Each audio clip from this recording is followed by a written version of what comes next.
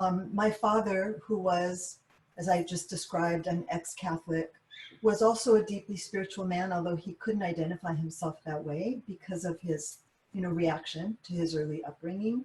But we were very close. And as I became spiritually awake and started to use that language, he would sort of look at me and say, oh, if you need to believe that stuff, that's okay. In the last years of his life, he knew he was passing. We had moments of deep spiritual connection in frameworks that were in neither frame of reference. They were mostly like we'd be out looking at the stars together, and there would be a moment of real connectedness about the bigness and beauty of the universe. I would say to him, listen, I know you don't believe any of this, but when you leave your body, go into the light. And so even if you don't believe this, at least keep this in mind, have an open mind. And we would joke about this, right? So when he passed, my mother and I cared for him at home. We were his full-time caregivers. It was a good passing. We loved him through it. And she came I was just in the room next door. She was sleeping in a cot in the room where he was. And she said, I think he's gone. There's no breath.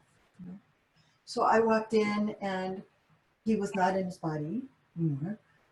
My mother left the room for a moment and I saw him as clearly as I see you now, standing in a right, slightly elevated, but in the corner of the room there. And I said to him, go into the light. And he started laughing. And it was the most beautiful, amazing moment between us. So many rich layers of things coming together, right? And I was laughing and he was laughing, and then he was gone. It was beautiful.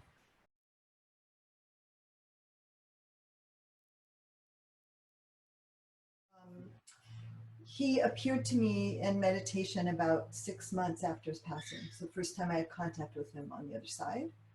But he appeared to look like he was about 40 years old. He was younger. Surprised me. I'd never given this thought, right? So I thought, wow, that's kind of interesting. He had a smoking jacket on. I don't know if you even know what that means from the Hollywood days, right? And he had that kind of glamour look. So my dad was an assistant director at Warner Brothers back in the day when he met my mom, who was an actress. It's this very romantic story. And I think he appeared in that phase of his life. That's the way he chose to represent himself to me. And I thought it was really funny, but and delightful. But I also thought, isn't that interesting? I guess you get to choose your form. That had never occurred to me before.